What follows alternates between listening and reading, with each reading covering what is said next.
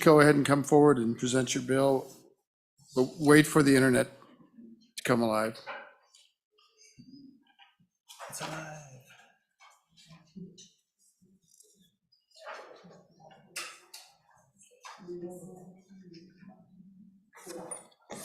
We are live. We'll call the meeting to order. This is our final stretch for bills in this committee. And the first bill for our consideration is Senate File 97, Prohibition on Distribution of Unsolicited Ballot Forms. Senator Hutchings, would you like to explain your bill? Yes. Thank you, Chairman Case. I appreciate that. I appreciate you getting us all in. That was what was really important. This bill is called the Prohibition on Distribution of Unsolicited Ballot Forms. It is an act relating to prohibiting a person from distributing unsolicited ballot application forms to any qualified elector as specified and providing for an effective date. If you go down to, I think you guys all have the amendment, right? Did I not pass those out? You know, you might have, but we're kind of, We'll get it to you. maybe just give it to the staff and then you can keep talking. And I'm sorry about that.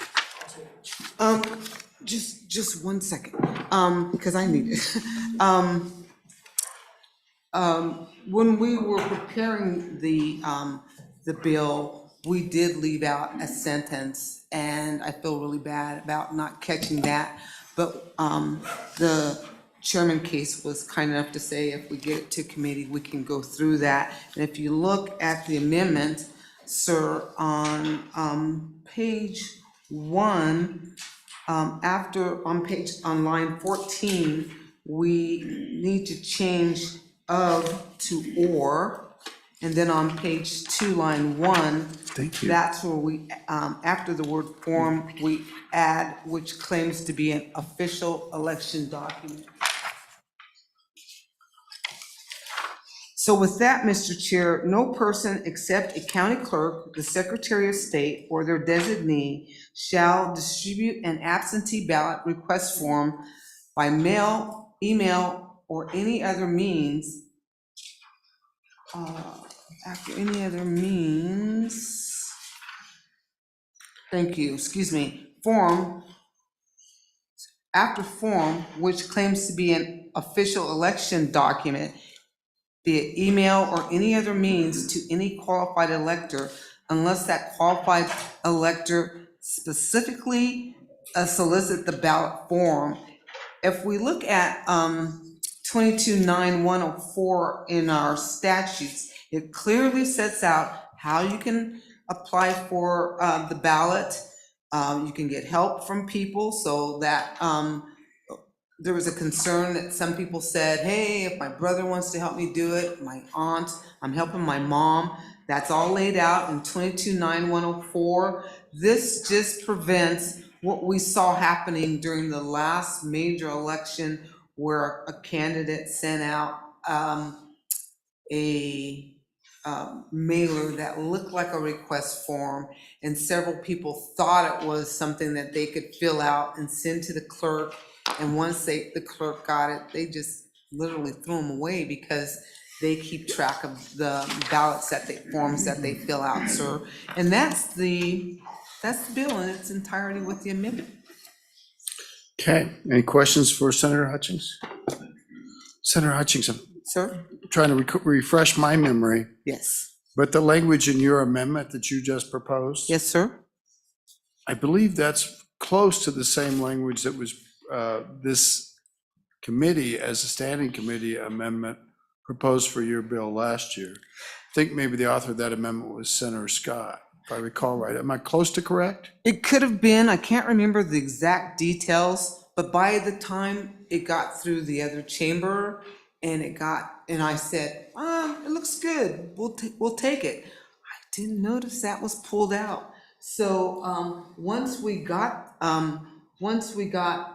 notification that this was why the executive branch had angst that was left out, and it's all on me, I made sure it was put back in there. Does that make sense?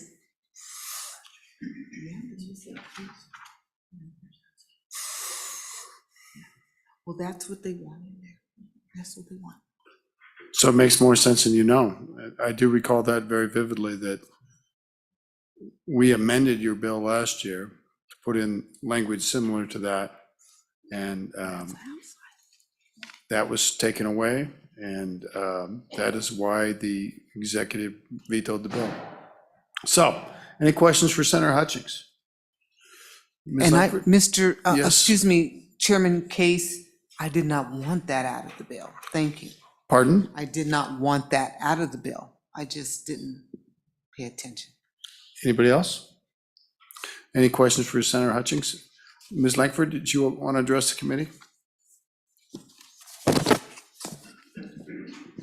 Good evening, Mr. Chairman and committee. Good evening. I'm Mary Langford, and I have the honor of representing the County Clerks Association. I'm just joining Senator Hutchings here. We've worked on this bill last year, and we've conversed a little bit this year as well on this bill. County clerks have no concerns about that.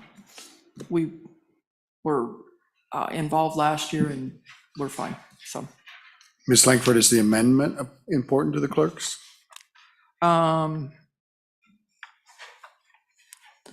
it was what was in the bill last year, and we were fine with that. So, help me, committee, but refresh my memory. I believe we thought we had a free speech issue here unless we made that amendment to the bill. And I think that was some of our discussion. And so it was the claim that it was an official ballot document was important to the committee in passing this bill last year. So you don't recall that, Ms. Langford? Senator Scott, you must recall it. I think it was your motion. I don't recall anything at this time. Well, fair enough. Okay, so the clerks don't care whether the amendment's in or not. Is that fair? That's fair. Interesting. Okay, any other questions for the clerks or for, who else would like to testify on this bill? Thank you. Mr. Secretary, welcome. Chairman Case, thank you. Thank you to the committee. I'm Chuck Gray, the Wyoming Secretary of State. I respectfully ask this committee to vote yes on Senate File 97. I'm entirely in support of the bill. As Secretary of State, ensuring that Wyoming citizens have faith and confidence in our elections is one of my top priorities. During the 2022 election, I believe the confidence in our elections was damaged when a candidate for federal office exploited Wyoming's existing statutes by sending out unsolicited absentee ballot request forms in a mass mailer campaign while using official election language in the mailer. This mass mailing campaign prompted numerous phone calls and written complaints to the Secretary of State's office from outraged Wyomingites who called it misleading, disingenuous, and unlike anything Wyoming had seen in an election. And in my view, they were correct. Countless Wyoming voters also contacted their county clerks to voice their complaints as well. And again, the outraged citizens of Wyoming were correct. Allowing campaigns to send out unsolicited absentee ballot request forms with official election language is predatory behavior and does not represent Wyoming values, where electors wish to make their decision to request an absentee ballot request form on their own, if at all. For this reason, I stand here today in support of Senate File 97, which is aimed at prohibiting the unsolicited distribution of absentee ballot request forms unless specifically requested by an elector, ensuring that Wyoming voters maintain control of their access to these forms unless requested, and thereby prohibiting such predatory tactics. Mr. Chairman, can I address the amendment, or do you want to? Sure, certainly, that'd be efficient. Hasn't been moved yet, but go ahead. Thank you, Mr. Chairman. I definitely remember the debate on the amendment last year. I've always been supportive of the broader approach. In my view, there's definitely a compelling government interest here to restrict this behavior. We've had considerable debate in the office on whether the mailer sent out by a candidate in 2022 would qualify under the language as amended, because as you said, that was passed in the Senate. It was removed over in the House, in addition to a couple other changes being made over in the House. The veto did happen, and I think when that veto happened, our office made it clear on our disappointment on that. But you know, the issue that other states have had is not just impersonation, and that's quite a cabined approach, although that is particularly problematic. But a lot of groups have sent out these to try to encourage this. And it's one thing to say, look, the absentee period ends here, and I don't think that would be covered by the existing language. That would be totally legal even under the existing language that is not amended. But impersonation is a line that, in terms of prosecution, I think will be difficult to hit. But I do understand that is definitely problematic. But I prefer the broader approach, but certainly understand the intent of the amendment. So thank you. Thank you.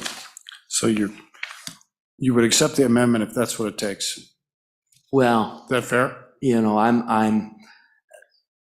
I support the bill.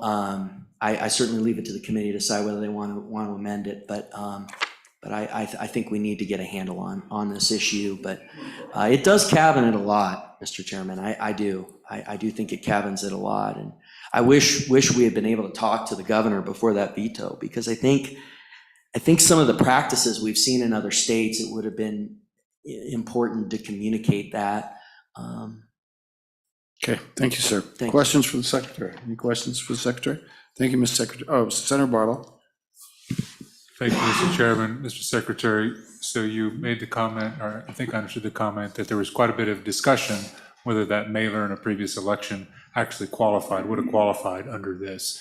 So ultimately, who makes that decision? Is that your decision? Is that a county clerk's decision? Is that a court that makes that decision with regard to how this is effectuated? Thank you, Mr. Yeah. Chairman. Well, thank you. Senator, Mr. Secretary. Oh, thank you, Mr. Chairman. Ultimately, it would be I believe the Attorney General on whether to prosecute. I would have a role in a referral, but the prosecution would be in the Attorney General's purview. I can't prosecute. I do have a role in referral. Okay, anybody else? Thank you, Mr. Secretary. Who Mr. else? Chair- Senator Scott.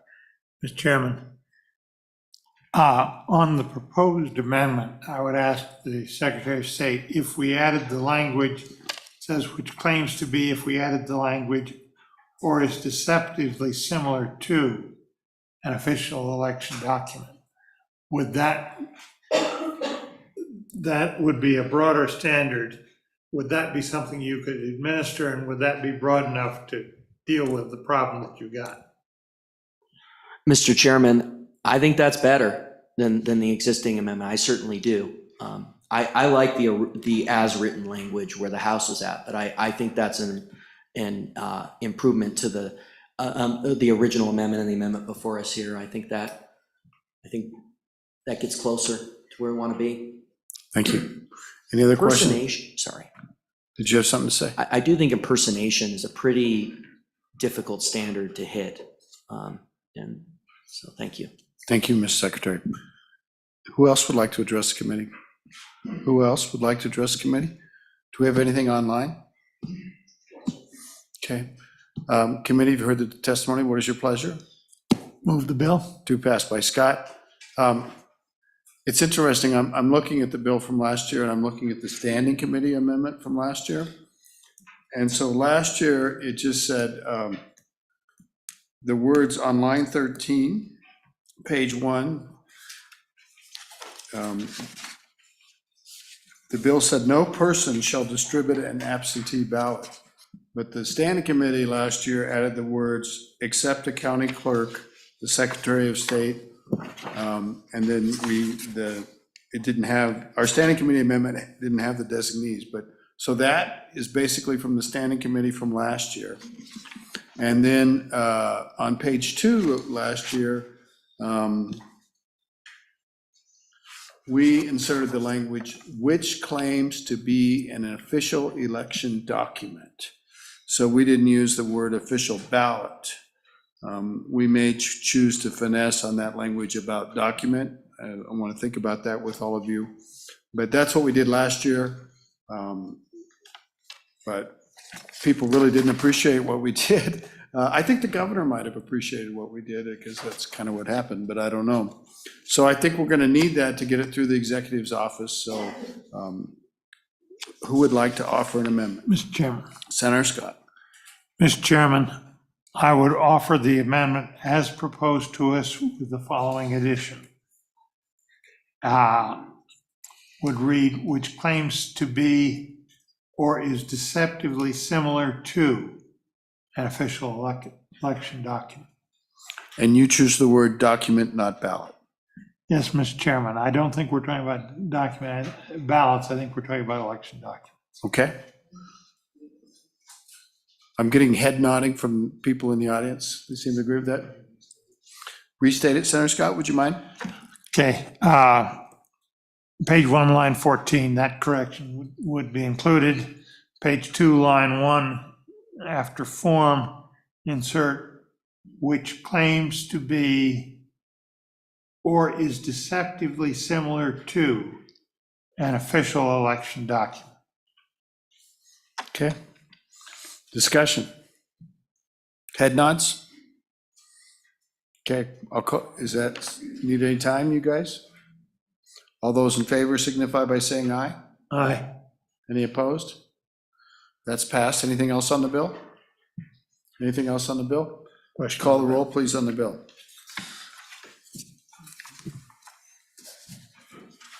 Senator Barlow?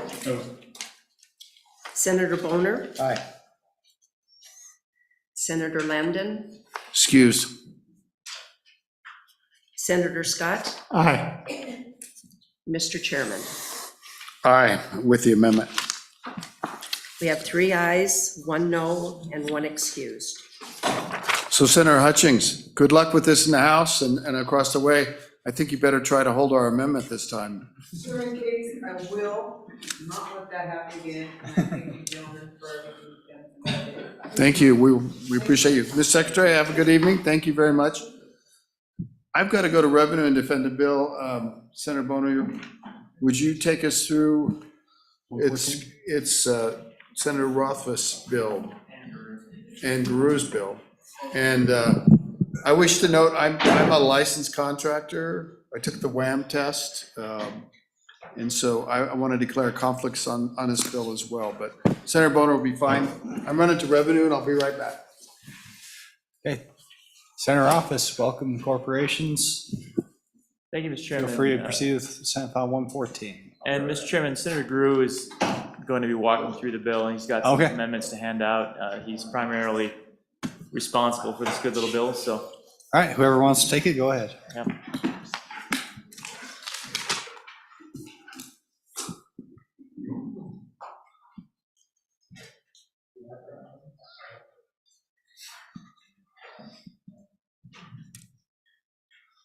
Mr. Chairman.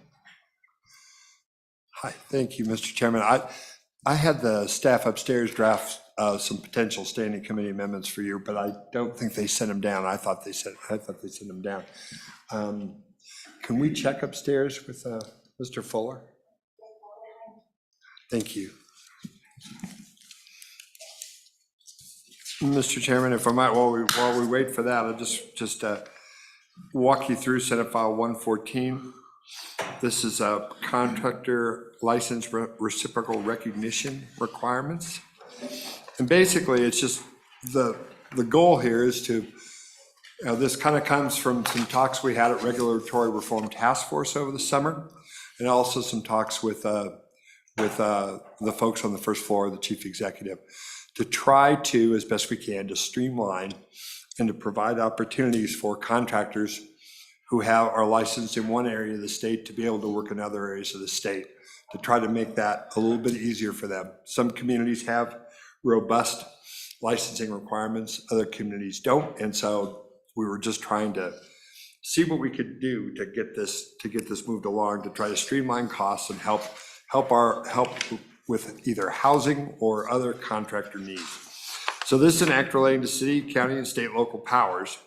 And as you see there on page 1, it talks about what this is, and then contractor reciprocity. And if you move to page 2, it talks about jurisdictions and contracting and jurisdiction and some definitions. Then each city, town, county, and government entity that issues licenses to contractors shall recognize a license issued to a contractor by another city, county, town, or other government entity in Wyoming. talks about the licensing and the licensing agreements and when they're active.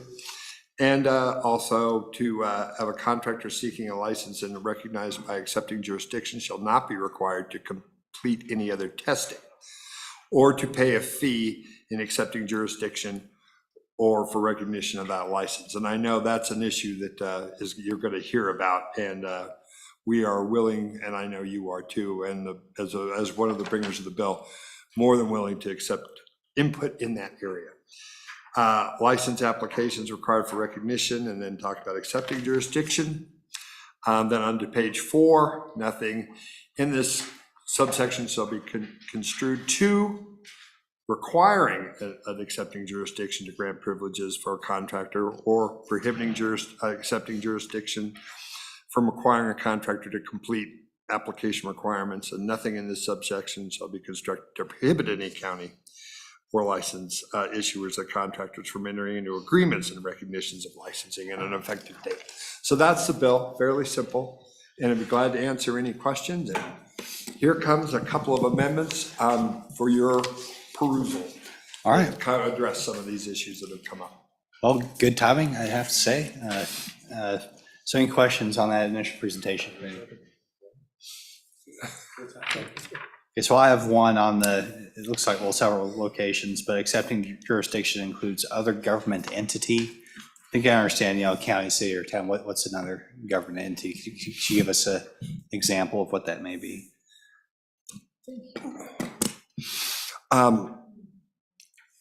For me, that I guess for what my intent was, or what the intent of this legislation was to be, like a school district or other entities like that inside an overarching county or entity. So, airport, and those things that have their own contracting, agreements and things, but that's kind of what we're looking for. Okay, any further questions? Can we go ahead, Senator Barlow? Thank you, Mr. Chairman. So when I look at page 2, the definition of contractor talks about a person employed and contracting with an owner. So I guess what's the connection between a general contractor who has subcontractors, who has subcontractors, et cetera? Is this a, I don't know what the word is, this a series thing? The first one gets it, does that cover the others? Do each one of them individually have to have it?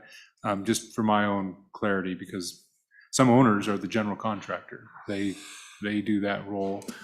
Whether they're licensed or not, I don't know, but I know that they handle all that. So anyway, I just want to know if this is a series or one that general contractors has to take care of, everybody else falls underneath, or it's per individual or per company or whatever it is. Thank you, Mr. Chairman. Yeah, Mr. Chairman, I think we have experts in here on exactly that as to which contractors, whether it's a obviously the general contractor is going to need a license. Certain subcontractors certainly will as well. But we've got some folks that will provide testimony that I think can give you a very specific and accurate answer, because they work in precisely that space as to when licensing is going to be required by the municipality. And there are certain licensing requirements and general licensing standards that I think can be adhered to. And Mr. Chairman, kind of on that point, there were a couple of concerns that were expressed that there's some amendments to address that I think are very strong concerns, and some get to exactly that point about specific clarification. But one of those concerns is ensuring that there is equivalence of standards between jurisdictions, and you have licensing gold standard ICC standards where there's tests involved that demonstrate competence, and then you have some jurisdictions that might not have any requirements whatsoever, and there were concerns by some jurisdictions that they wanted to ensure that the gold standard was adhered to, and that's obviously very reasonable, that the reciprocity should achieve that high level standard. So I think there's some language to address that. And then the another concern, which is a good concern that is certainly addressed here, is the idea if there's a suspension in one jurisdiction of a contractor, that they don't have an automatic allowance to show back up because they were licensed at another location. So there's some language provided for that. And then, as Senator Guru pointed out, there's some concerns about the fees that I think is ripe for discussion. And I don't know that there are any amendments being proposed for that, but that'll be an interesting conversation because there's clearly a concern that the current process includes a fee for anybody that's seeking a license for contracting in one of these jurisdictions. And so there's some dependence on those fees. If there's reciprocity among jurisdictions, then you can imagine the revenue off of those fees is going to be eroded as a result of it, natural consequence. And so some consternation there. I think those are all addressable and are still consistent with the objective, which is to decrease the bureaucratic and regulatory burden of licensure and to ensure that our contractors that demonstrate that they're skilled are capable of working throughout the state without having to file for a license in 100 municipalities and 23 counties so that they can operate. Thank you, Mr. Chairman. Thank you, Mr. Chairman. So you brought the numbers up, 99 and 23. Do all 99 and 23 actually have a requirement for contractor licenses? Thank you, Mr. Chairman. To the best of my knowledge, no. And when we talked about, one of the things we talked about is going back to fees, just real quick. I think we're way open to, and the committee, of course, is open to do its will, but definitely as far as the bringer, as one of the bringers of this, we're way open to making sure that cities, towns, any jurisdiction is being able to recoup their fees for processing. A lot of cities and towns, of course, and I've been former councilman and former county commissioner, use the license fee project as a tracking device to use for people, to contractors and who's doing business in their communities. And we're all for that and have no problem with addressing that. What we were shooting at was if in the larger communities where they have contractor licensing, going through that licensure process involves fees on its own for the tests, for the competency, whatever standard they're using. What we were hoping to achieve is that once a contractor does that, that's what would carry forward from town to town. And then it would be a measure of just license fees for tracking devices that cities and towns use every day. One more, Senator Burr. Thank you, Mr. Chairman. So Labarge could be the Delaware of contractors if they adopted a set of standards, and this could, just checking. Thank you, Mr. Yes. Chairman. The Delaware of Wyoming, I like that. Okay, of contracting, yeah, there you go. I don't think this bill is quite that aspirational, but we were shooting for it, and I appreciate that. Well, maybe folks in Labarge can aspire to that. Let's see. Any further questions for the sponsors here? Okay, thank you, gentlemen. I appreciate it. Okay, any state agencies by chance? Local governments? We'll go down. Mr. Mayor, welcome.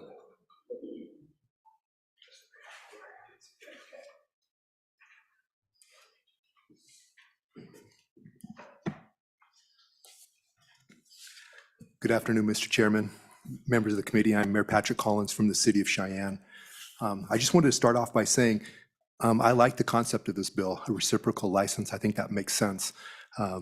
There was a couple of things that I'm concerned about. And the first one, I think the senators talked about, because we've talked to them earlier today, was the no minimum standard for a license. It seems like there should be some minimum standard so that as persons bring their license from one jurisdiction to another, they need to meet that. In the city of Cheyenne, we have the ICC, which is a nationwide test that contractors take.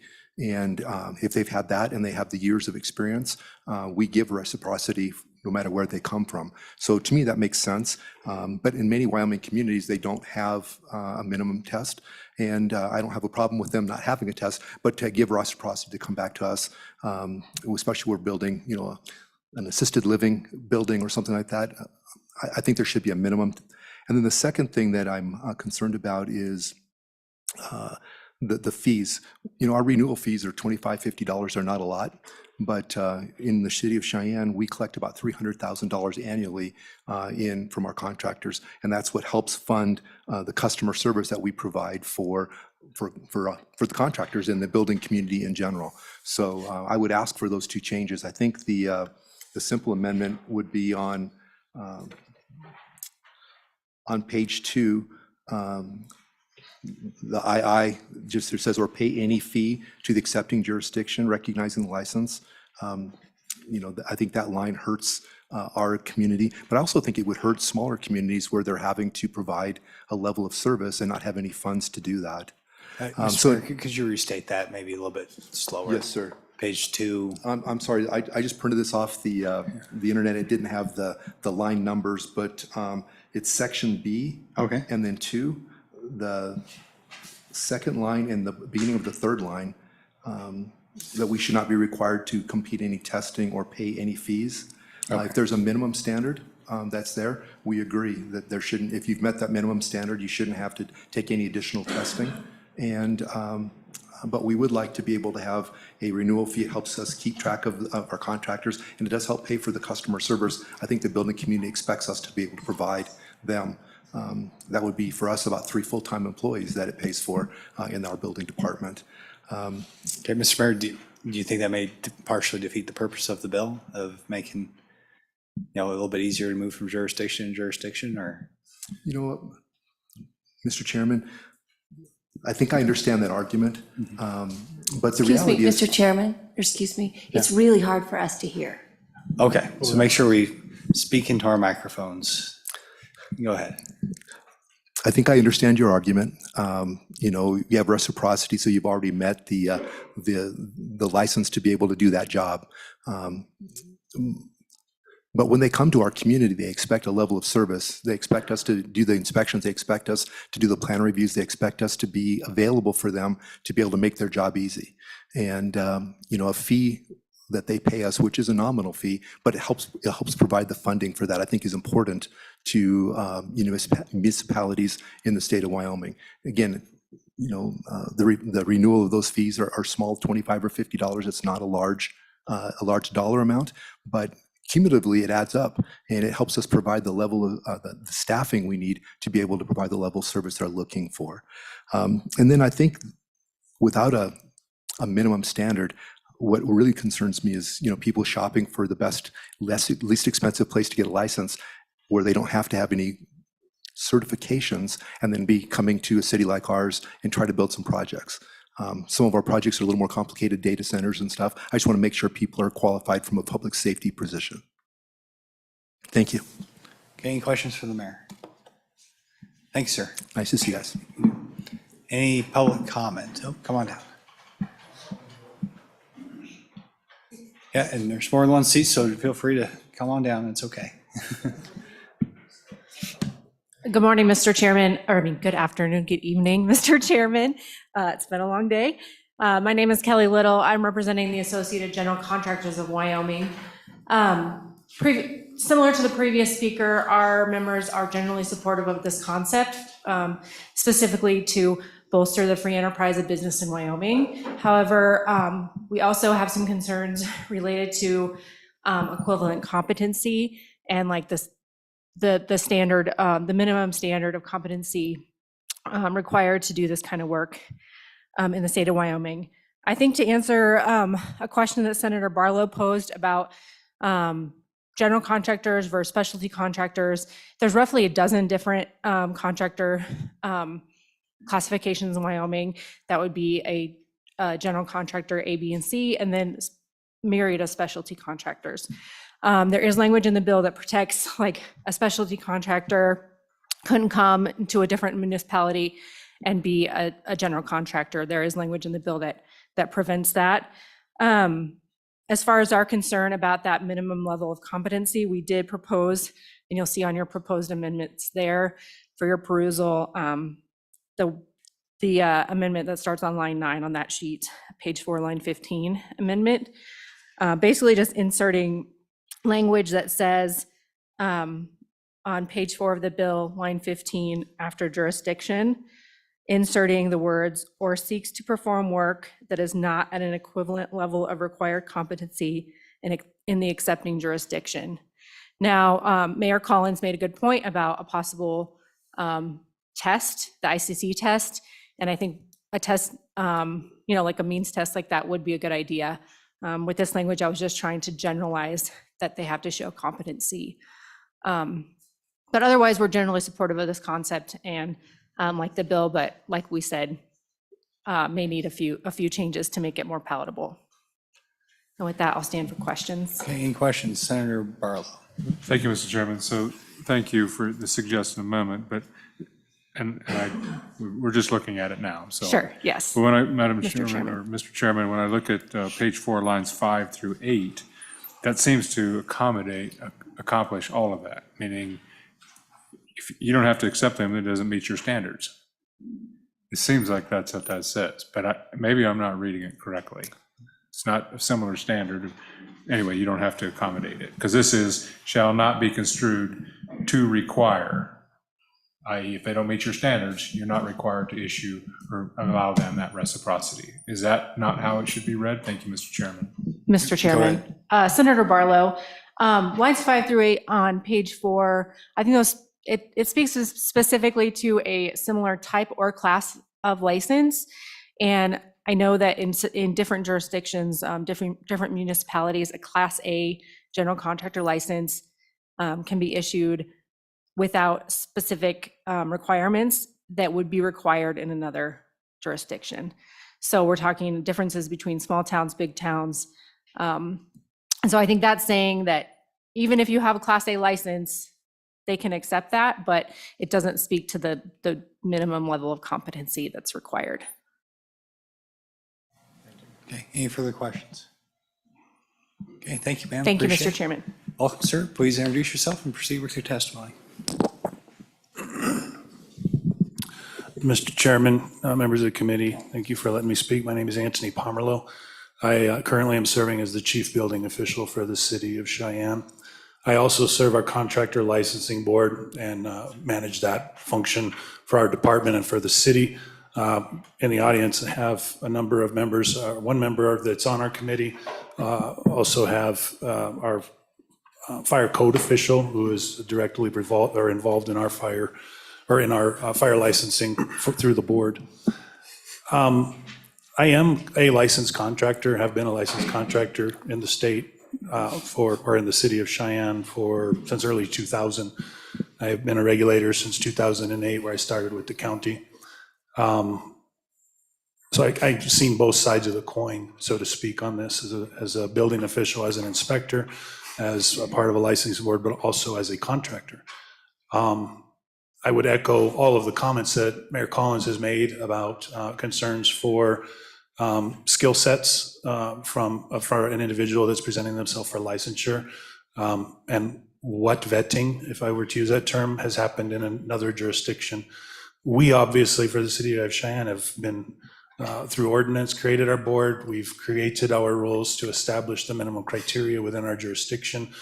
I'm not fully aware of what other jurisdictions across the state do have in place. As testimony was given earlier, Class A licensure is the full commercial build, but I don't know how that relates in other jurisdictions. In other words, what's the equivalence there? So that's something I think would need to be addressed. I believe the fees issue is a difficulty as well, but I think that something needs to be really considered is the fact that we have tested and not tested licenses within our jurisdiction. Our general contractor licenses, which are for building homes. There's a B license that's allowable to get into some smaller construction projects, and then our A license. Those are all different at the different levels, but we have classes below that for electrical, mechanical, plumbing.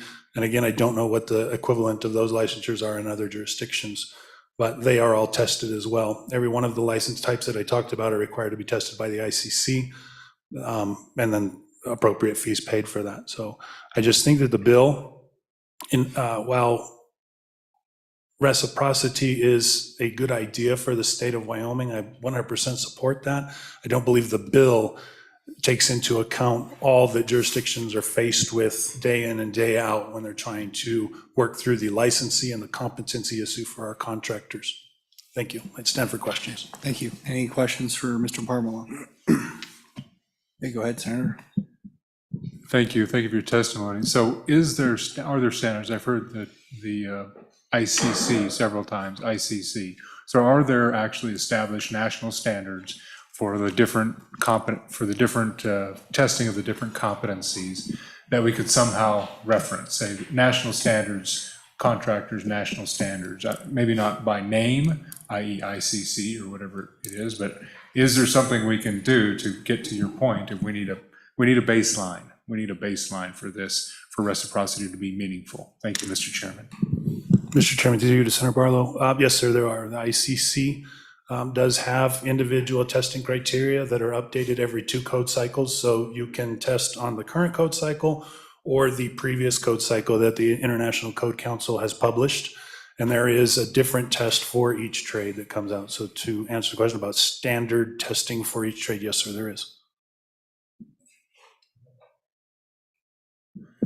Thank you, Mr. Chairman. So to be clear, that is the standard. That is the gold standard for contractors. You think that's been utilized in most jurisdictions in the state of Wyoming that would have some kind of a contractor licensing scenario. Thank you, Mr. Chairman. Is that correct? Mr. Chair, through you to Senator Barlow. Yes, sir. Okay, well, similar question. I know you've spent, it seems like a lot of time in Laramie County. You're aware of any, you say that your standards are normal for most municipalities in Wyoming. Are you an outlier? Any, I guess, additional information about what you understand the rest of the municipalities throughout the state, what their standards may or may not be? Can you shed any light into that? Mr. Chair, yes.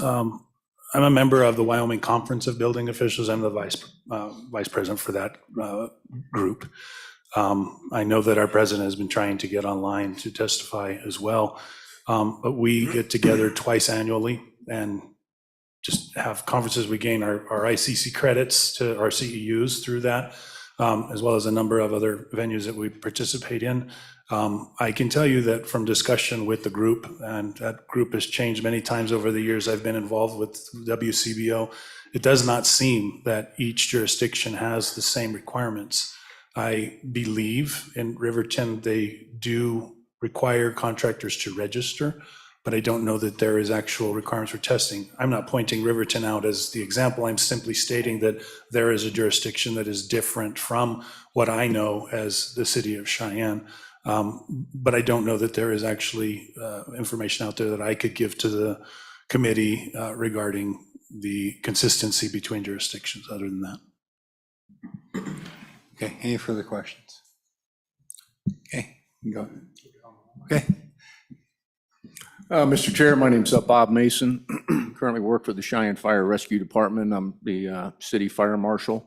And I just want to echo what everyone that has spoken in opposition of this bill has said so far. The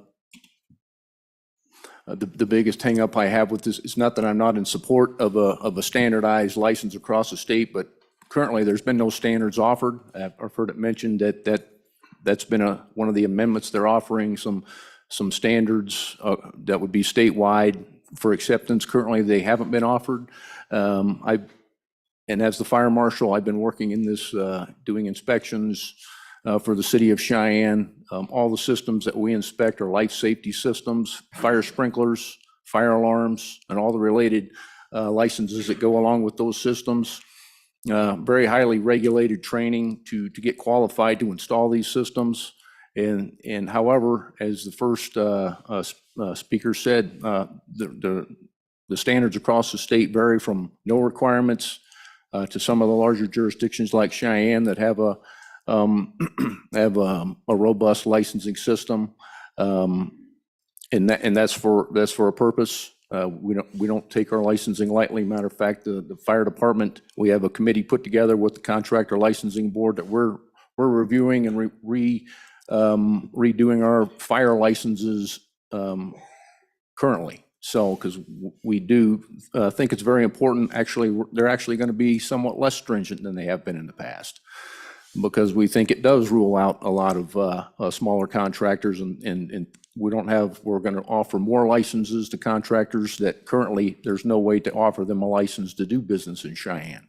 However, I can't go along with the fact that somebody could get licensed in another jurisdiction, say even Laramie County, where there is no licensing requirements, and then get a license in Laramie County and then come into the city of Cheyenne. Because the way I read the bill is, if you get a license in one jurisdiction, we automatically have to accept that license in Cheyenne. So with the work that, all the licenses that I approve, I approve them to either go to the contractor licensing board or deny them to go before the board for approval. But there's a reason that there's such high standards for work on these systems. Contractors have a very hard time finding labor to even do the jobs because the standards are so high for the training. So I could in no way can I support this bill going forward. So until there is some sort of statewide standard for licensing across the state from jurisdiction to jurisdiction, I have to urge you to vote no on this bill. Thank you. Thank you, Mr. Mason. Senator Barlow. Thank you, Mr. Chairman. Thank you for your work. My question is, are there standards?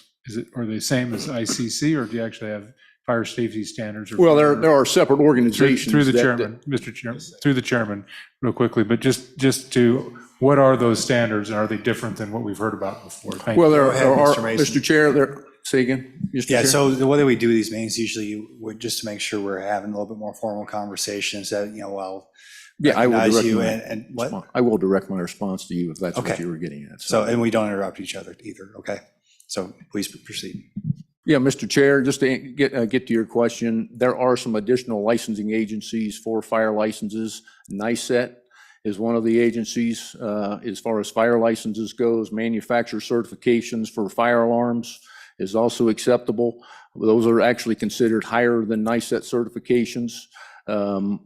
Most engineers have NICET certifications, NICET 2, 3, but they're very stringent testing for NICET certifications. However, we do accept manufacturer certifications as well, which actually do trump NICET certifications.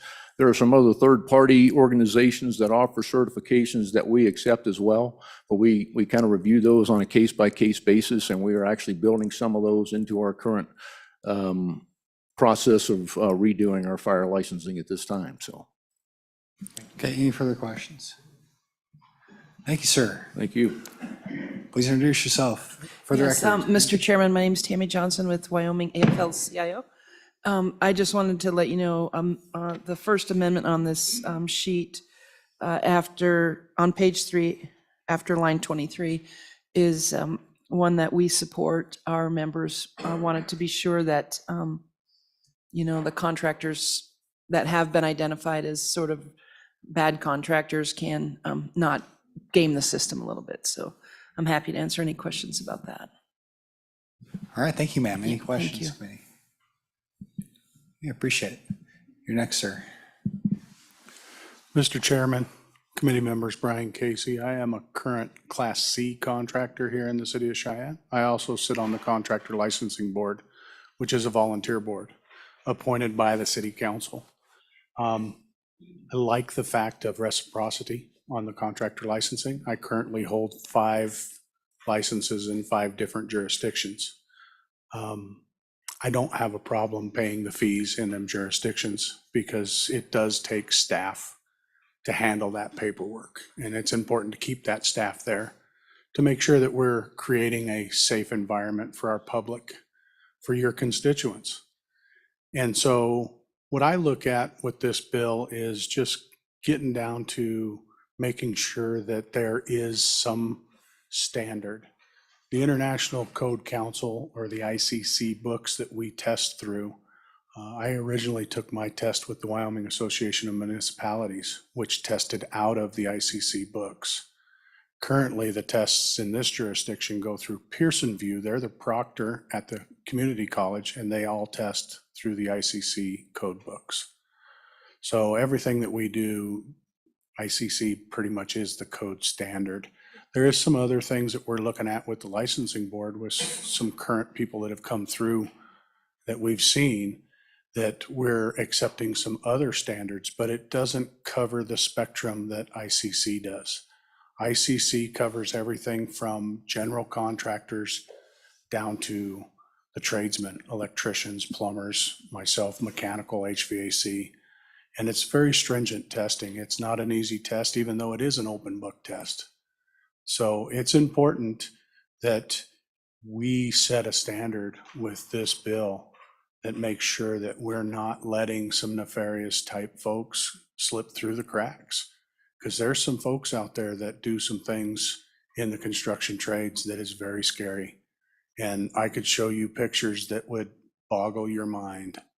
And in my trade, as a mechanical contractor, it's important that we know how to do our job and do it properly, because what I do can kill people, and I don't want to do that. I'll stand for any questions. Okay, thank you, sir. Appreciate it. Any questions?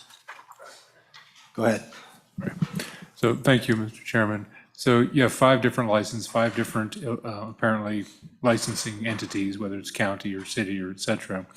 Of those that are similar type licenses, you may have different types of licenses. Are the standards from these different licensing entities similar or dissimilar? Thank you, Mr. Chairman. Mr. Chairman, through you to Senator Barlow, they are similar. A lot of the smaller jurisdictions like to see the licensings that we carry. In Point, Rollins, we didn't have to test in Rollins because we satisfied an ICC test and we could show proof of that. So in my trade, the company has to hold a company license. It has to have a qualified supervisor, i.e. a master or a qualified supervisor. Each one of my employees have to either hold a journeyman license or an apprentice license. So to satisfy the apprenticeship, you have to set a certain amount of hours and time. Right now, it's 8,000 hours and 4 years in the trade underneath a journeyman. That's pretty standard for electricians and plumbers, because in the trades, what we do can hurt people. And I don't like to keep going back to that, but that's the severity of it. And having people that understand how to do their job and do their job properly is important. And the only way to get there is through time. And it's important to make sure that we're protecting the general public and your constituents and my potential customers. Okay, thank you, sir. Any further questions for Mr. Casey? All right, thank you for your testimony. Appreciate it. Thank you for your time. Any further public comment in the room? Mr. Chairman, members of the committee, it's nice to be in front of you about something different. Some of our contractor members highlighted the challenges of working in multiple jurisdictions, and we support this bill and appreciate that it helps to streamline increasing regulatory and license requirements, reduces some bureaucratic barriers, and allows for more statewide competition, while helping to reduce the wait time and backlog for contracting services in communities around the state.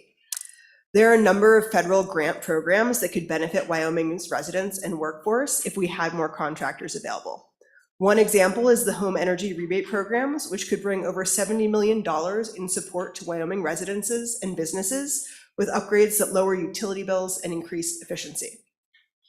We think that it's important for Wyoming to have a modern and competitive workforce, and that customers and residents benefit when there are more options to choose from and greater competition. We acknowledge the competency concerns and trust that the other speakers with more knowledge in this area have spoken to those. Thank you. Thank you, ma'am. Any questions? All right. Appreciate it. Any further public comment in the room? Okay, anybody online? I have 2 gentlemen online, and I asked them which House bill they want, which Senate bill they want to testify on, and neither one of them responded. Okay. So I don't know. Okay, sounds probably no. okay. Well, that sounds like a no then. Okay, any last chance for public comment? Oh, come on back, sir.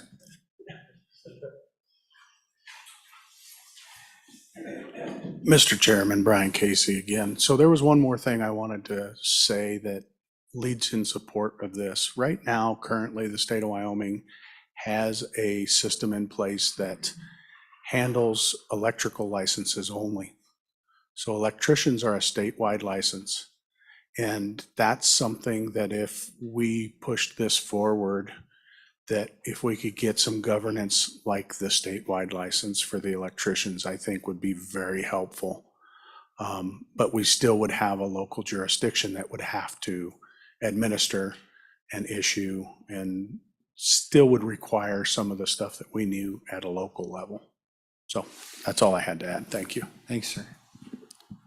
Okay, any further public comment? Okay, public comment is closed. Committee, what's your pleasure? Okay, moved by Senator Scott.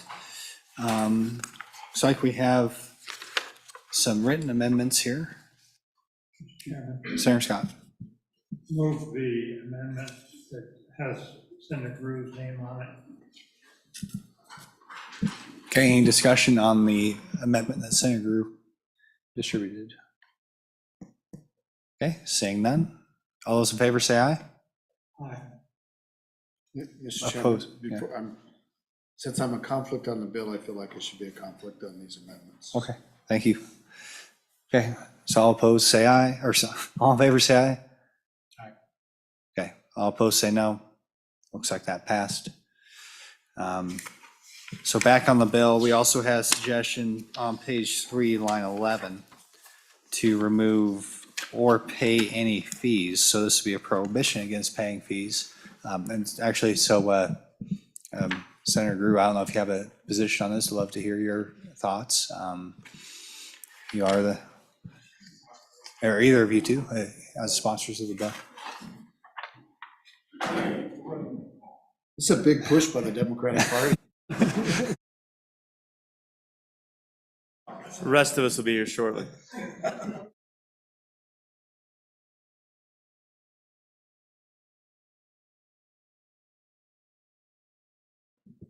So, yeah, but obviously that's a somewhat significant change. Love to hear your perspective. So. Well, Mr. Chairman, I'm here to just help any way I can. I'd just like to say I appreciate any input on this bill.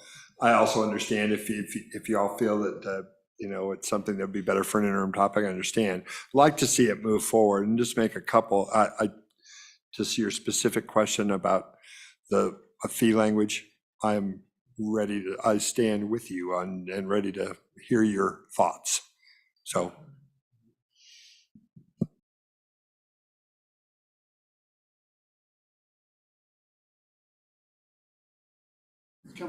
Okay.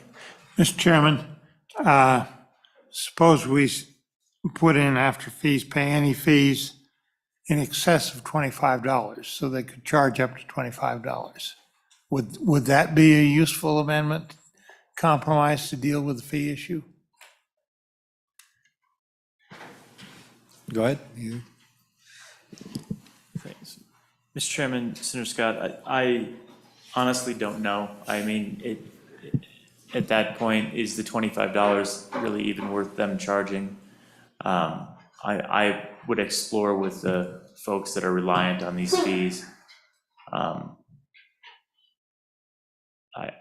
One of the key features of this is really trying not to nickel and dime everybody and get them to pay fees if they're already licensed. At the same time, as we heard in testimony from the mayor here in Cheyenne, they use these fees to run the entire operation, and that's basically their proxy for the services that they provide. So it's easy to see both sides. I don't know that the $25 solves that problem that we heard, but it does leave in place the regulatory and bureaucratic challenge of, well, here's your nickel and dime fee because you're operating in my municipality. So I don't know. I don't know whether that helps or not, candidly. Okay, any further comments? Senator Barlow. Thank you, Mr. Chairman. So when I look at page 3, Romanet 2, which is 9 through 12, this talks about shall not be required to complete testing or pay fees. And then I look at page 4, lines 10 through 15. This is nothing that's really construed to prohibit application requirements, procedures, testing, or pay fees. It seems like there's an inherent conflict in this language. One says we can, and one says nothing says we inherit. So I don't know which one needs to go. I actually think that Romanet 2 on page 3, if that goes away, that gives the accepting authority with maybe some more modifications of language on lines 13, 14, and 15. But Anyway, I just think there's a conflict within the structure of the bill, or maybe I'm just reading it incorrectly. But Mr. Chairman, Senator thank Office, you. go ahead. Thank you, Mr. Chairman. I think the key is the rest of the clause on page 4, which is if the contractor seeks to perform work in an accepting jurisdiction that is not covered under the license issued by the issuing jurisdiction. So in other words, you imagine that you have a license that includes 3 aspects or 3 pieces, and you're bringing along 2 of those 3 pieces, and now you need a license for the 3rd. That's effectively what that's saying, is that you do not have coverage for a component of the license, and therefore you would be receiving testing potentially and fees potentially for that. So I think it's consistent. Okay, any further questions or comments on the bill? Any suggested amendments? Okay, Senator Barlow, then we'll go to Senator Roberts. Go ahead. Mr. Chairman, so there's going to have to be some wordsmithing, but I think the fee issues come up numerous times. So on page 3, line 11, I think you just strike or pay any fees. Strike or pay any fees, Mr. Chairman. Thank you. Okay, so that's the amendment. Any discussion? All those in favor, say aye. All opposed, say no. Is anybody saying anything? You do have to say something. I'm a conflict, so. I understand, yeah. I'm not. So I heard one aye for that Okay, amendment. I'll give you a second. Aye. Okay, that motion carries. Mr. Chairman, question on the bill. Okay, Mr. Chairman, yes. I'm sorry, but can you go back to that amendment? The way Right, so- with that amendment, the way it reads, is a contractor seeking to have a license recognized by an accepting jurisdiction shall not be required to complete any testing to the accepting jurisdiction. Is that what you wanted to say? Madam Chairman, so strike 2 and insert in. So it now, I'm sorry, Mr. Chairman. So the amendment should have, I actually have it on my paper, is strike or pay any fees to and insert in its place. Okay. Is that resolved? Yeah, I think that's a clerical issue that could be resolved rather easily. Okay, so any further discussion? Senator Office, do you have anything? Thank you, Mr. Chairman. The one other concern that I don't think has necessarily been fully addressed, although it's partially addressed for the second half of the amendment, is this ICC issue and trying to find a way to ensure that a jurisdiction that has a high standard, for example, an ICC compliant license, has that respected. It would be possible, although perhaps a conceptual amendment, the kind of thing that we'd have to do for committee of the whole, to add a new Romanet 1 on page 3 that gets at that concept about ICC compliant licensing. But that would be something to contemplate, and maybe there's another place to put that if that is desired by the committee. Okay. Mr. Chairman, in the absence of specific language, I think this bill is a good start on this issue, and I would urge us to just go ahead and adopt it as it stands right now. Okay, that sounds like you call for question. And just before we do, Yeah, go ahead. so, Mr. Chairman, I'm not sure that my mic was on when I talked about I have a conflict on this bill. So I hold a contractor's license. I took the WHAM test, and I have in Lander, it's a class 1 license. It's the highest general contractor license. So I hold that. I took the test. So I just want to be clear about that. So I'm going to be a conflict on the bill. Okay, let's call the roll. Senator Barlow? Senator Boner? Aye. And we have Senator Landon is excused, and Senator Scott? Aye. And we have Mr. Chairman as a conflict.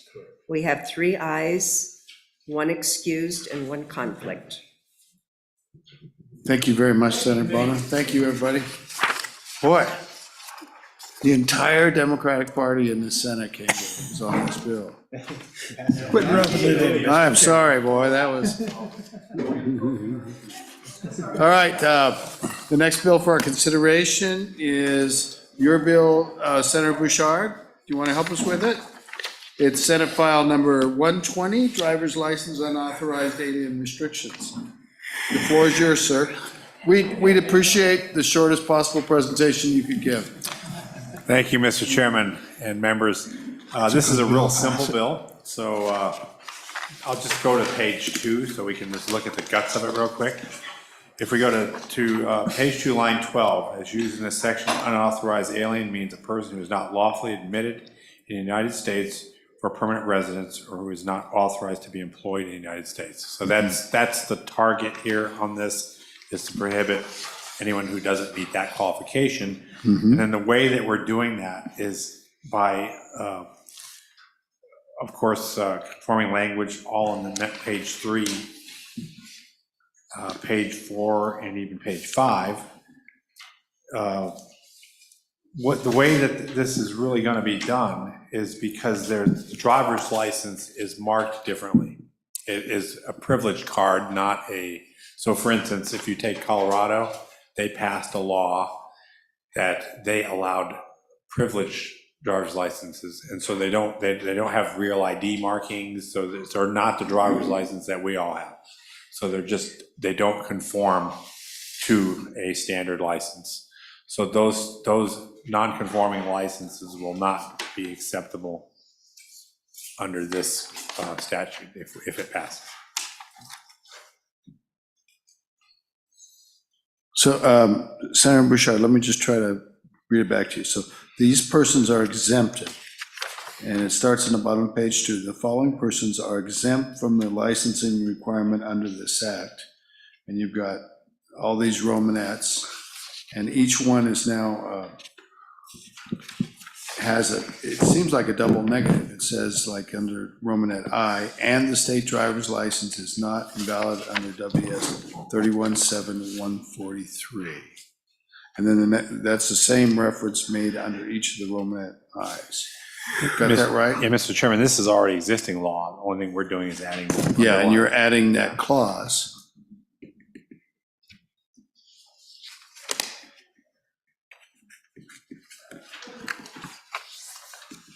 So you're exempt if you meet the old language plus that you don't have an invalid, not invalid, which I guess means it's valid. Yes, Mr. Chairman, and the state driver's license is not invalid. So you're exempt from these, yeah. Is the way it reads. My brain It's Mr. Chairman, it's kind of different that they put this code in there this way, in the original language, but all this is doing is conforming and written to conform to the original language that's in current law. Yep. And 317143A is indeed, on page 2, any driver's license or operating privilege card issued by another jurisdiction exclusively to unauthorized aliens, or any driver's license or driving operating privilege card that is substantially similar to a driver's license or driving operating privilege card issued to United States citizens or permanent residential aliens that has markings establishing that the license or card holder did not provide proof of lawful presence shall be deemed invalid in this state. So you're exempt under 317104 as long as you hold a license that's not invalid under 317143A. Mr. Chairman, that is correct. Okay. People get it? Senator Scott. Mr. Chairman. Can we have Scott's microphone, please? Thank you. Mr. Chairman, I see on page 2 on B, unauthorized alien, permanent residents, or not authorized to be employed.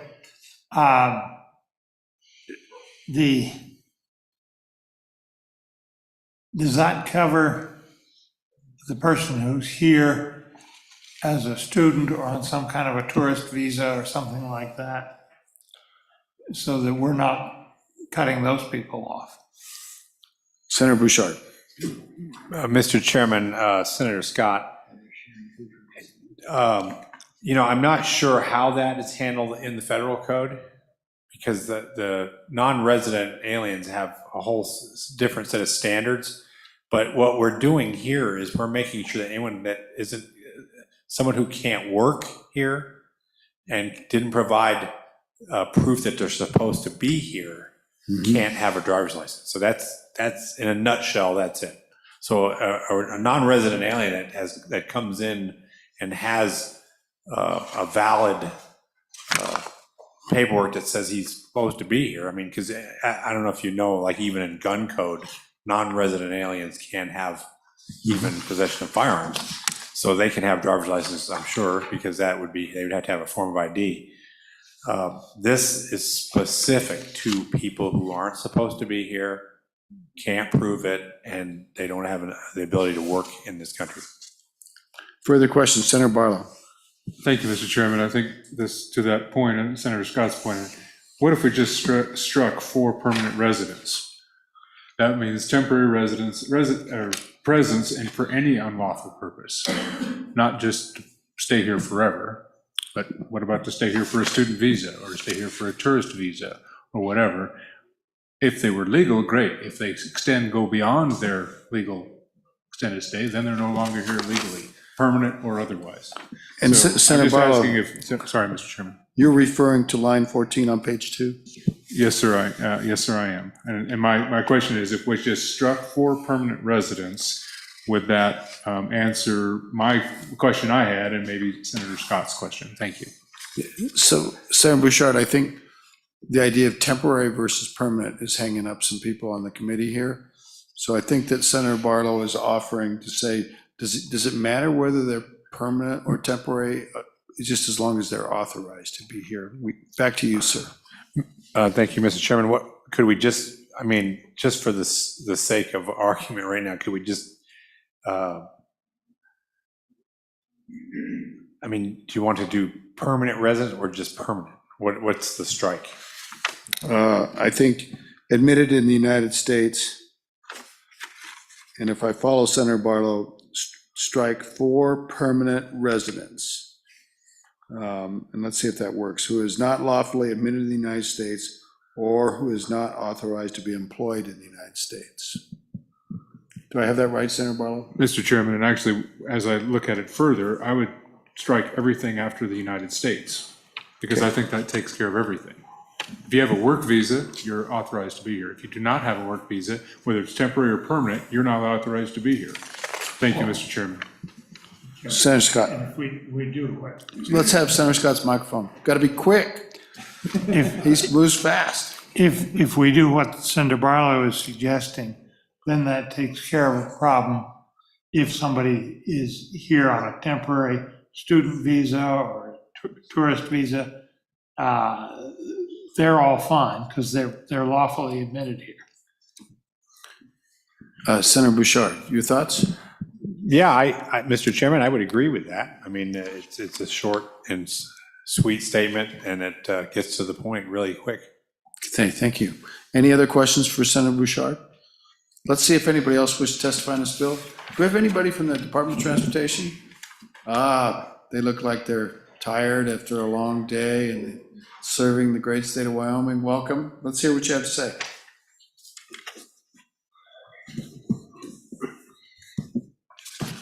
Welcome.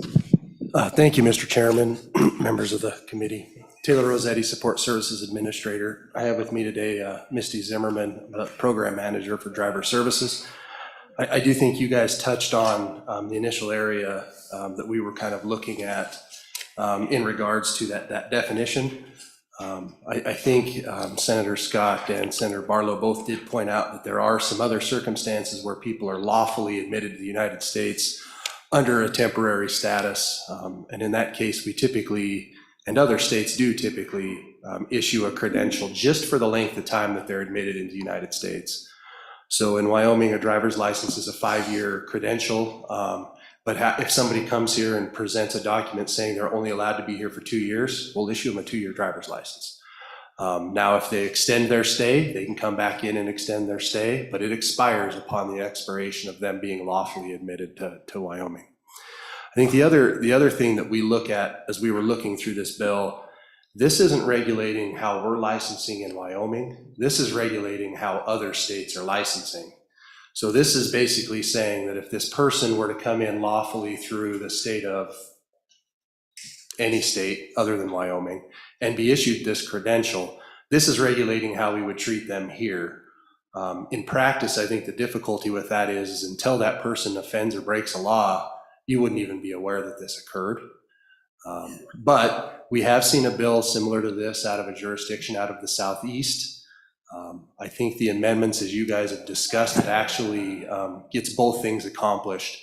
It recognizes that if somebody is issued a license and not lawfully present in the United States and caught doing something, they're also violating that law. I believe that would give the bringer of the bill what he was trying to achieve, as well as some parity with some other things we're seeing around the country. With that, Misty may also have some additional things to add, some other scenarios we thought of, but I think they're really in line with what you guys as a committee have already discussed. Thank you, Mr. Rossetti. Ms. Zimmerman, did you wish to add anything? Chairman Case, good evening, members of the committee. My name is Misty Zimmerman. I am the program manager for driver services. I believe Mr. Rossetti did address a lot of our concerns that we talked about. Wyoming is a participant of the Driver's License Compact, which is in Article 2 of 31.7, 31.7, Article 2. And that does allow for some reciprocity between jurisdictions. So I feel that if the committee chooses to proceed with this bill, we probably need to address some concerns that we may have in that section as well. And Ms. Zimmerman, where would that reciprocity be in another section of law? Yeah, excuse me. Go right ahead. Chairman Case, that's Article 2 of Chapter 31, Title 7. Title 7, 31.7, Article 2. 31.7. And Lily might be thinking about whether we could bring that into this bill or not, so I'm not sure. Questions for the folks from the Department of Transportation? Senator Barlow, and then we'll go to Senator Scott. Thank you, Mr. Chairman. So my understanding from the testimony is if I look at A, that's all about another jurisdiction. Do we need to have some language? I mean, my assumption is you would not issue a license for someone who's not lawfully here. Wyoming would not do that. If some other state or licensing entity, state generally, does it, or someone overstays their stay, to Mr. Rossetti's point, then their license is no longer valid. So do we need to do anything clarifying in that A to help, notwithstanding the definition that we may adjust in A? Is there anything in that verbiage that needs to be adjusted? Thank you, Mr. Chairman. Either one of you. Ms. Zimmerman. Chairman Case, Senator Barlow, no, I do not believe so. Wyoming Statute 31.7.111 is the application for driver's license or permit, and that identifies that you must be legally here. You must provide proof of legal presence in order to apply for a Wyoming driver's license. So we don't feel that anything needs to be adjusted there. Okay, thank you. Anybody else? Senator Scott, did you have anything? Mr. Chairman, I will have a specific amendment when we get to it. Okay. Remind me, when someone moves to Wyoming, they need to get a Wyoming driver's license within which period of time? Chairman Case, right now, if you are a commercial driver's license, federal law requires that you transfer to your state of residency within 30 days, transfer your credential. Other than that, we give you 1 year. So 1 year.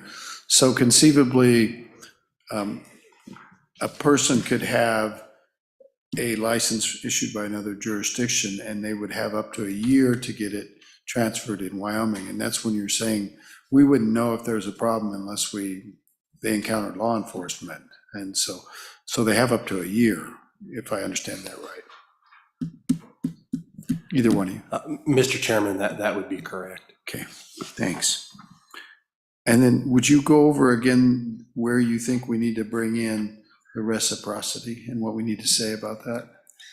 Chairman Case, in 31.7.201A, B, Romanet 2, the requirements of the compact is that we make reciprocal recognition of licenses to drive and eligibility thereof or more just and equitable by considering so on and so forth. So that chapter, that's part of the driver's license compact that that multiple states are involved with, all but I believe 5, if I'm not mistaken.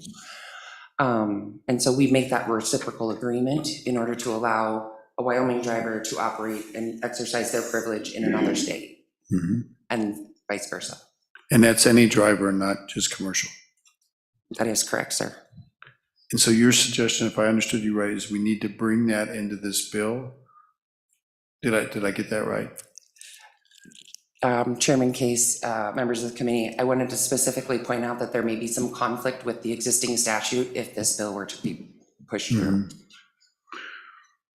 So I guess you need language in that other 31.7.201,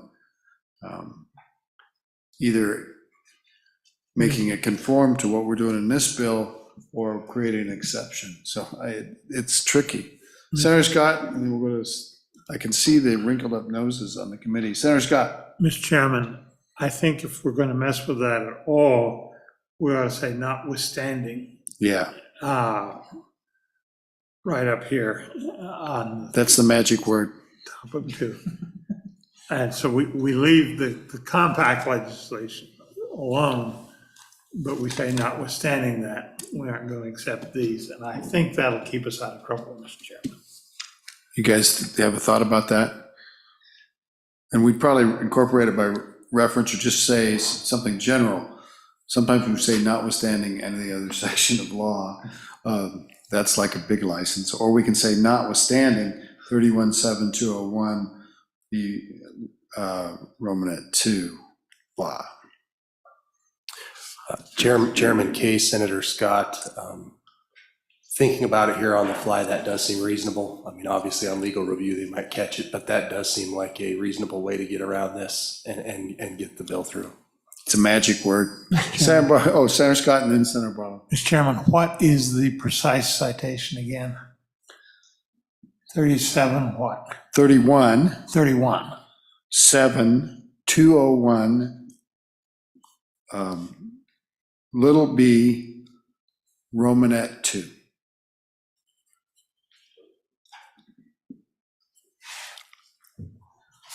Senator Barlow.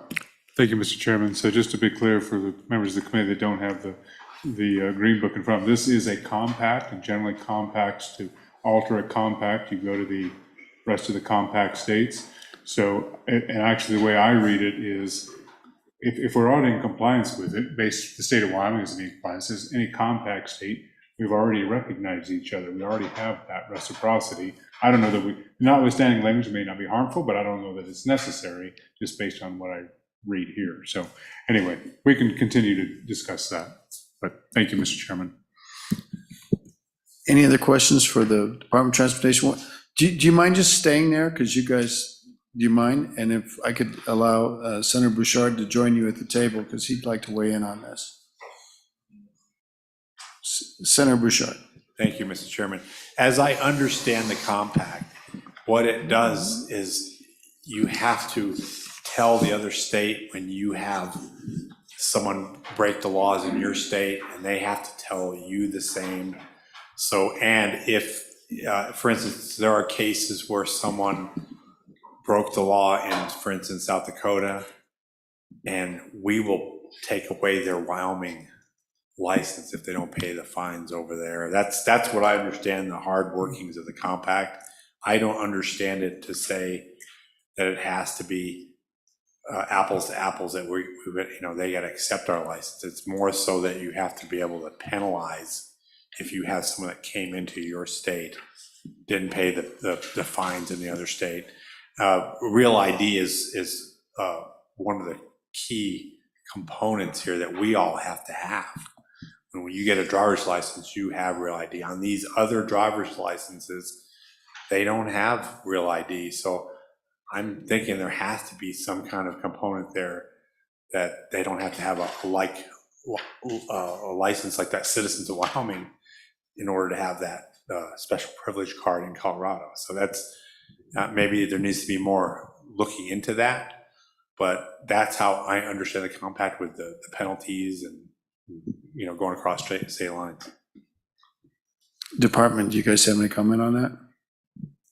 Chairman Case, in response to Senator Bouchard, the compact does in fact allow that. It allows for the reciprocity between convictions in the states, but it also outlines the ability to allow other drivers or drivers licensed in other people licensed in another jurisdiction to meet the same requirements and to drive in this state or other states, compact states.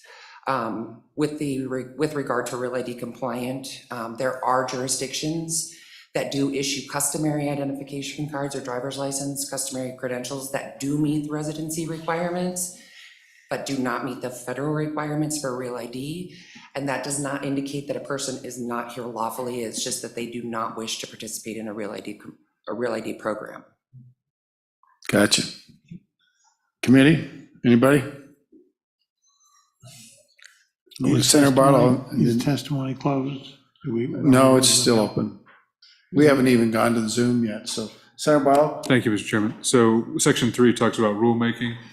Does the agency anticipate any rulemaking necessary for this, to implement this? Thank you, Madam Chairman. From the department, Ms. Zimmerman? Chairman Case, Senator Barlow, we don't anticipate any required rulemaking. Most of this is really an enforcement issue. Yeah. So I'm looking around the room. Does anybody in this room wish to testify on this bill? I don't suspect so. I can't understand why you're hanging around, actually. But is there anybody on Zoom that wish to testify? So this is the universe of folks that are talking about this bill. So is there any further testimony you want to leave with us? Okay. Committee, you've heard testimony. What is your pleasure? Okay. Barlow got it out a little faster, Senator Scott. Go ahead. Mr. Chairman, amendment on page 2, line 13, after not a citizen of the United States or is not lawfully admitted in the United States. And Mr. Chairman, I move that as an amendment. And the point, one of the points here is that we're defining an unauthorized alien. It can't include US citizens, and I think we have to state that. Can you do it again from the top? Because Senator Barlow had another amendment on line 14 right in the same section. So I'm trying to see if. I would want to include that if it's all right with Senator Barlow. Okay. Start from the top. Page 2, line 13, after not, insert a citizen of the United States or is not lawfully admitted in the United States, period. Delete the balance of line 14 and delete line 15. I got it. You guys got it? Okay. The folks, you guys got it? Okay. Discussion? All those in favor signify by saying aye. Aye. Any opposed? Are there any other amendments? Any other amendments? Debbie, would you call the roll? Senator Barlow? Aye. Senator Boner? Aye. And Senator Landron is excused. Senator Scott? Aye. And Mr. Chairman? Mr. Chairman is an aye, so. We have 4 ayes. 4 ayes, so it looks like and that carries. 1 excused. So, Mr. Senator Barlow on this? Finish up. Senator Bouchard, well, congratulations. See you downstairs. Thank you. Tomorrow. Thanks to the Department of Transportation. Mr. Chairman. Senator Barlow might have a question on your way out the door. Mr. Chairman, I want to express my thanks to Ms. Zimmerman and Mr. Rossetti for the significant. He's staying all day. Significant, assistance they've been to my community and to some other issues that they've worked on behalf of requests from legislators and from my community. So thank you for that work. It's been greatly appreciated. Thank you, Mr. Chairman. So committee, the only bill left is my bill, Senate File 72. I distributed an amendment. It came from the Public Service Commission. Senator Boner, why don't you run the committee and, okay. or Who wants to run the committee? That's No, fine. let's, Senator Bono, would you run it? Okay, go ahead. You want to present the bill, Senator Case? I think we did present it. The issue is whether we want to limit this or not, and I've heard both sides from people. And if we limit it, the Public Service Commission had provided amendment that if you want to limit it, it says including, I'm sorry. yeah. Mr. Chairman, I'm Just Senator Case still has, do you want to yield before Senator Case? I'll just yield it to Scott. Okay. Mr. Chairman, on the PSC amendment, I would suggest, instead of saying at the end of it, net metering systems, who cares about the metering system, to support the purchase, installation, and operation of energy generating systems not providing dispatchable power. I think that waves is what we're really getting at. It waves less of a red flag. Well, I'm sure that's true, Senator Scott.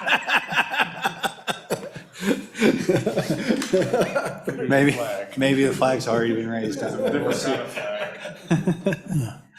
Okay, so, Senator Scott, or Senator Case, you just want to maybe read this amendment so the public knows what, what's being proposed here? The Public Service Commission had kind of rewritten F, saying that in setting rates, the commission shall prohibit rate recovery of all costs, including initial and ongoing costs resulting from or related to voluntary grants or donations made by a utility to support the purchase and installation and operation of net metering systems. And that's not my amendment, that's their amendment. So Yeah. if anybody wants to adopt it. And Senator Scott? Mr. Chairman, and I'm asking the sponsor of the bill, which do you want, the PSC version or the addition I suggested, the change I suggested? Your choice. Okay, Senator Case, do you want to respond to that? Well, Mr. Chairman, I always thought that there were other kinds of utility donations that could potentially impact customers down the road that needed to be thought of about. I never really had this be exclusive to net metering, but if you want to make it exclusive to net metering, I'm okay. I won't fight you. So you guys decide.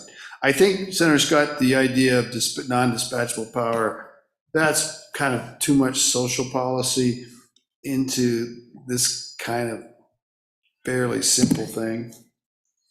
And I know that's what we're trying to achieve in some other areas, but it's a little over top for me. Appreciate it. Oh, well, then we'll go. Okay, so. I prefer the PSCs if it came down to it. Mr. Chairman. Go ahead, Senator Scott. Mr. Chairman, then I will move the amendment as prepared by the PSC and say that I think that we need to do this because I think otherwise the bill's people are going to think that the bill's prohibiting donations to the local, Little League baseball team, et cetera, et cetera. And I think there's something much more specific in mind. Okay, so go ahead, Senator Barlow. So, Mr. Chairman, on the amendment, so I think, I'm not going to be supportive of the amendment. I actually don't have a problem with being broader in the donation thing, because this is about rate recovery. This is not about whether they can give donations. This is about whether that should be included in a recovery through rates. And while I hope that many people, like I'm sure some of you, give, are generous in supporting nonprofits and other things, whether they are business related or charitable in nature, I don't know that any of it should be subject to rate recovery. That's me personally when I read this, And voluntary is, I don't know what an involuntary donation is. I think that's what happens when you get pulled over in the middle of the night and a police officer says. You're donating. Anyway, but anyway, I have had that happen, but not in the United States and certainly not in Wyoming. yeah, okay, so Mr. Chairman, I'm not gonna be in favor of just the net metering, because I actually think that's constrictive in a way that I actually, don't agree with, so thank you, Mr. Chairman. Okay, looks like we're on the amendment. Any further discussion? So, Mr. Chairman, I don't care if we pass the bill out as is without the amendment.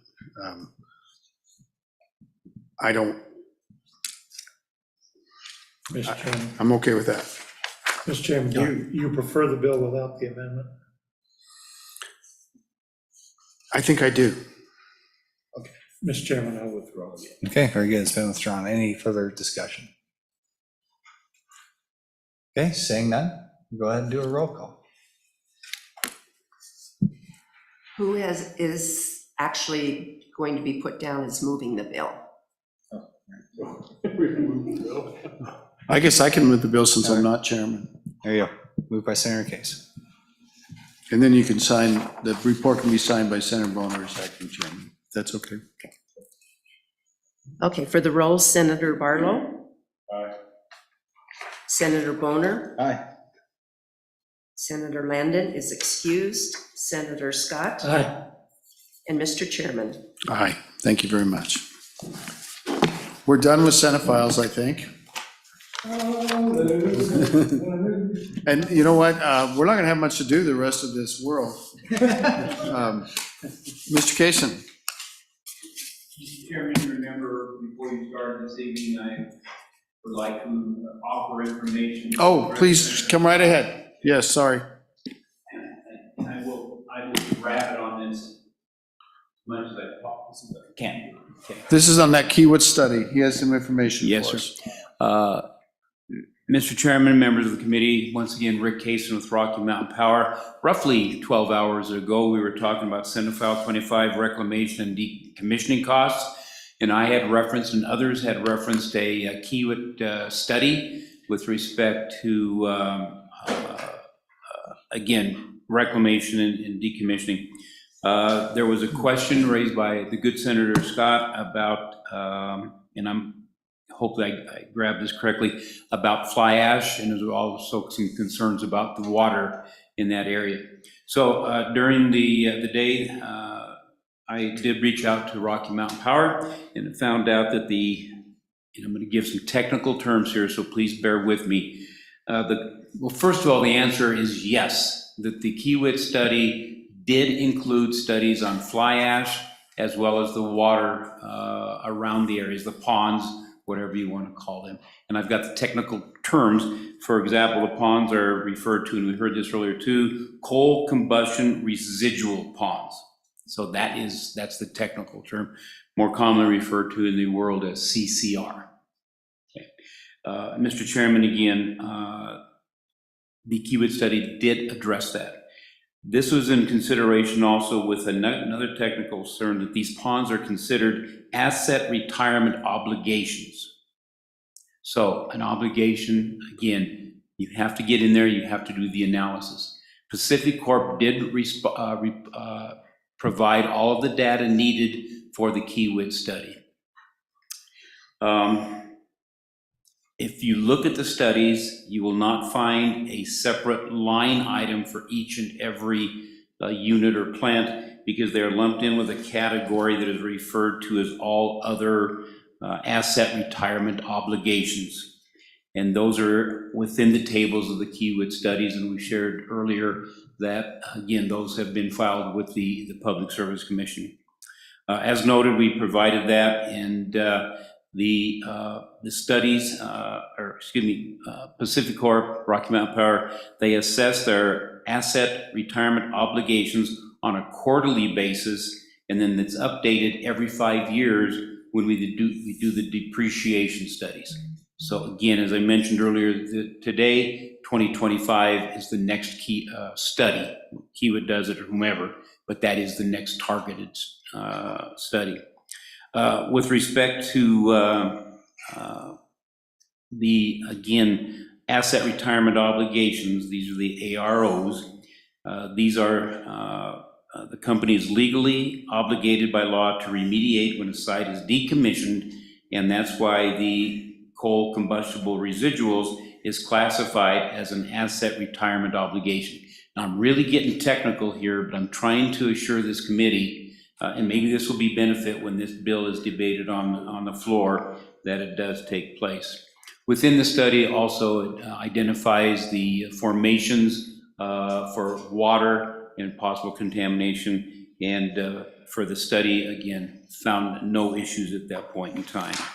In closing then, it was also mentioned this morning that there is on the Berkshire Hathaway Energy website, these studies are listed in there for public review, and it gives pretty good detail on that.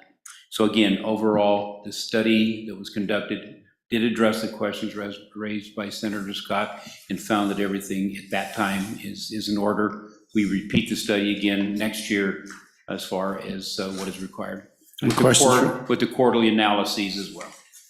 Thank you, Mr. Kaysen. Any questions, Senator Scott? And Mr. Chairman, I want to say I've submitted to the LSO an amendment that simplifies the bill and requires a review and analysis by DEQ of studies, and they're generically defined, so they can look at keyword studies and anything else, and come back to us on a schedule that would permit us to do something further if that's warranted. Okay. But it essentially asks for an independent evaluation of what PSC used. Thank you, and thank you, Mr. Kaysen. Any questions? Any other questions? Hopefully One that quick helped. one. One Mr. quick Chairman, one. I'll circulate that when it's available, but that may be after they get done with budget amendments. That sounds fine. Thank you, Senator Scott. Mr. Kaysen, I do have kind of one question. So in the 5-year repeat or relook that happens, are there consequences to any new discoveries that are found in that relook for the entirety of the Rocky Mountain Power System, all the participants in the MSP? Or at some point, do some states that have opted out get off the hook? Mr. Chairman, great, I do not know. That's fair enough. I'm not, I mean, I think the any concerns would have to be brought forward, discussion, and then discussion on consequences and what it means to the rest of the states in the multi-state protocol. Fair enough. Maybe if we get better answers about that. Okay, is there anything else? Everybody, I'm so grateful for all the hard work you put in, and go get a good night's sleep for once. I don't know if it's in any benefit, somebody might want to let the DEQ know that they don't have to skim the report if what I have shared is satisfactory. Save them some time. Or you might want to get. I don't, we'll let Senator Scott handle that.